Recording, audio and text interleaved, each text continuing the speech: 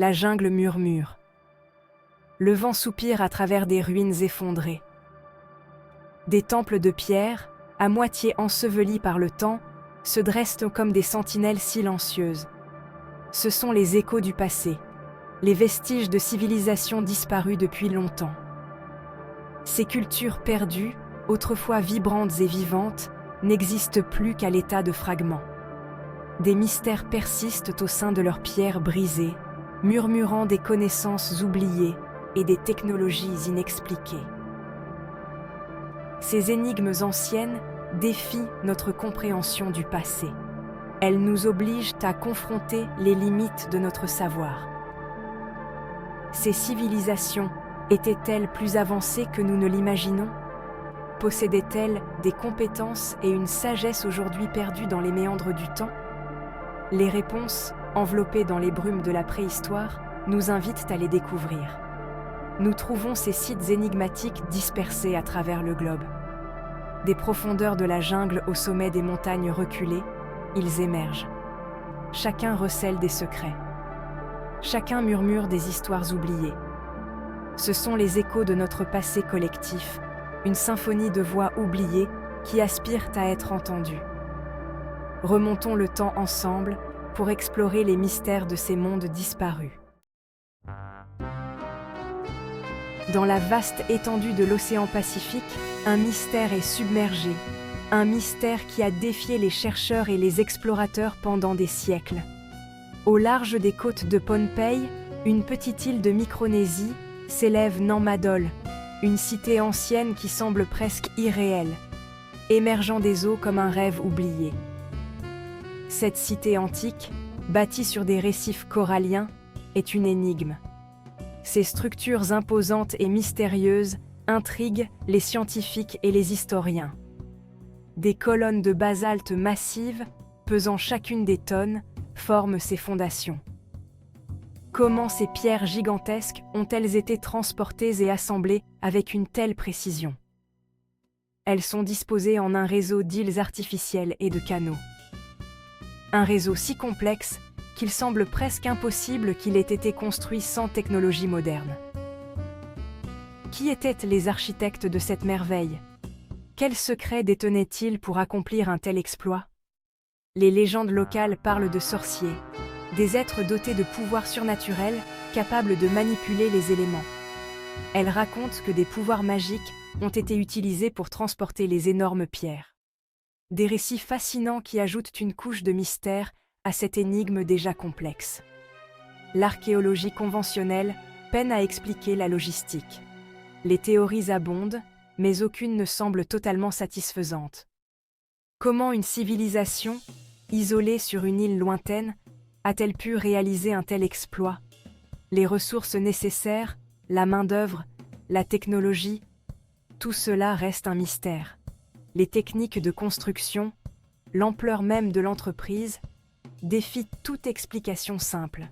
Chaque pierre, chaque canal, chaque île artificielle raconte une histoire de détermination et d'ingéniosité. La véritable fonction de Nan Madol reste shrouded in mystery. Était-ce un lieu de culte, un centre politique, ou quelque chose d'encore plus mystérieux? Était-ce un centre cérémoniel? Une cité royale? Les théories sont nombreuses, mais les preuves concrètes manquent. Ou servait-elle un objectif que nous ne pouvons que deviner? Peut-être un lieu de rassemblement pour des rituels oubliés, ou un centre de pouvoir pour une élite mystérieuse. Les réponses, perdues dans l'océan du temps, gisent enfouies sous les vagues et au sein des pierres silencieuses. Chaque plongée, chaque fouille, chaque découverte apporte de nouvelles questions. Nan Madol témoigne de l'ingéniosité et de l'ambition d'une civilisation disparue. Une civilisation qui a laissé une marque indélébile sur l'histoire, mais dont les secrets restent à découvrir. C'est un rappel que notre connaissance du passé est loin d'être complète. Chaque pierre, chaque ruine, chaque légende nous pousse à chercher plus loin, à comprendre plus profondément. Sur une crête balayée par les vents du sud-est de la Turquie, Un autre mystère nous attend. Un mystère qui défie le temps et l'histoire. Göbekli Tepe, un site datant de l'aube de la civilisation, bouleverse nos idées reçues sur la préhistoire. Ce lieu ancien, caché sous des couches de terre pendant des millénaires, nous offre un aperçu fascinant de nos ancêtres. Ici, des milliers d'années avant l'invention de la poterie ou de l'écriture, une société complexe a prospéré. Une société qui a laissé derrière elle des structures monumentales et des indices de rituels mystérieux. Elle nous a légué un héritage de pierre, un héritage qui continue de défier notre compréhension. D'énormes piliers en forme de T, certains mesurant plus de 5 mètres de haut et pesant jusqu'à 20 tonnes, se dressent dans des enceintes circulaires. Ces piliers, taillés avec une précision étonnante, témoignent d'une maîtrise technique impressionnante. Ils sont ornés de sculptures complexes représentant des animaux, des symboles abstraits et des formes humaines. Chaque gravure raconte une histoire, chaque symbole cache un secret. La maîtrise et l'art de l'œuvre sont incontestables, révélant une culture riche et sophistiquée. Pourtant, les bâtisseurs de Göbekli Tepe ne disposaient ni d'outils en métal, ni même d'agriculture. Ils ont accompli ces exploits avec des outils primitifs, ce qui rend leur réalisation encore plus remarquable. Comment ont-ils pu réaliser un tel exploit? Les archéologues continuent de débattre et de chercher des réponses. La fonction de ce site est tout aussi énigmatique. S'agissait-il d'un temple, d'un observatoire astronomique, ou peut-être d'un lieu de rassemblement pour des cérémonies sacrées? Ou avait-il une fonction sociale ou rituelle que nous ne pouvons qu'imaginer? Les théories abondent, mais aucune réponse définitive n'a encore été trouvée. Göbekli Tepe remet en question notre compréhension des capacités des premiers humains. Il nous pousse à reconsidérer ce que nous savons de l'évolution de la civilisation. Il murmure un chapitre perdu de notre histoire, un chapitre qui attend d'être pleinement découvert et compris. Une époque où nos ancêtres étaient peut-être plus sophistiqués que nous ne le pensions. Göbekli Tepe nous rappelle que l'histoire humaine est pleine de surprises et de mystères encore à dévoiler. Section 4. Technologie perdue et retrouvée. Partout dans le monde, les archéologues mettent au jour des artefacts qui défient toute explication. Ces objets, souvent enfouis depuis des millénaires, nous offrent un aperçu fascinant des capacités et des connaissances de nos ancêtres.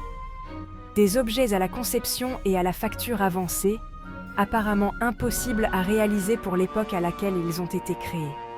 Ces artefacts montrent un niveau de sophistication qui semble anachronique. Ces découvertes soulèvent des questions fascinantes. Les civilisations anciennes possédaient-elles des technologies bien supérieures à celles que nous connaissons aujourd'hui? Comment ont-elles acquis ces connaissances et pourquoi ont-elles été perdues? Ces compétences ont-elles été perdues pour n'être redécouvertes que des siècles plus tard?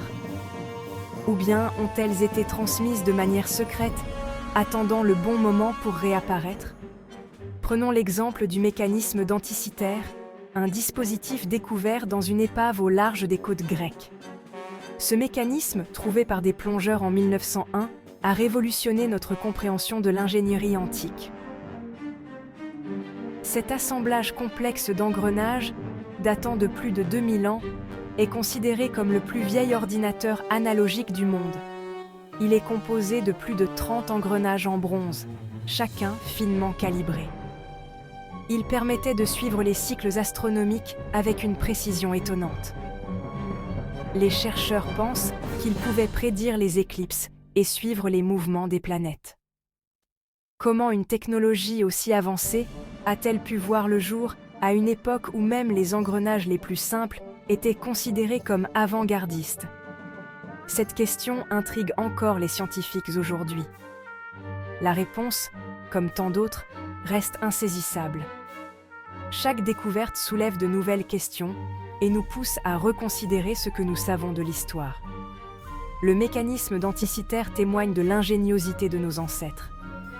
Il montre que les civilisations anciennes avaient des connaissances bien plus avancées que ce que nous imaginions. Il nous rappelle brutalement que notre compréhension du passé est incomplète. Chaque artefact découvert est une pièce du puzzle historique, nous aidant à reconstituer les connaissances perdues. Peut-être, cachés dans les ruines et les artefacts des civilisations perdues, se trouvent des indices de technologie et de connaissances oubliées depuis longtemps, qui n'attendent qu'à être redécouvertes. Ces trésors cachés pourraient un jour révolutionner notre compréhension de l'histoire et de la technologie. Section 5. Écho dans les mythes et légendes. Les mythes et légendes recèlent souvent un fond de vérité, un faible écho d'événements lointains. À travers les cultures et les continents, les récits de civilisations perdues, de technologies avancées et d'événements cataclysmiques abondent. Ces récits pourraient-ils être plus que de simples fantaisies? La légende de l'Atlantide, par exemple, parle d'une civilisation insulaire avancée qui aurait disparu sous les flots. Si l'existence de l'Atlantide n'est pas prouvée, l'histoire résonne avec un certain sens de la vraisemblance. Pourrait-il s'agir d'un souvenir déformé d'un événement réel, d'une catastrophe naturelle qui aurait anéanti une civilisation entière? De même, des mythes d'Amérique du Sud évoquent le Viracocha, un dieu barbu venu de la mer qui aurait enseigné aux hommes des connaissances avancées.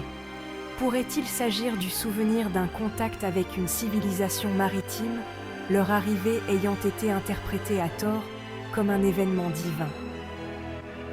La frontière entre mythe et réalité s'estompe lorsque l'on envisage la possibilité que les légendes anciennes recèlent des fragments d'une histoire oubliée. Elles offrent des aperçus alléchants d'un passé à la fois familier et totalement étranger.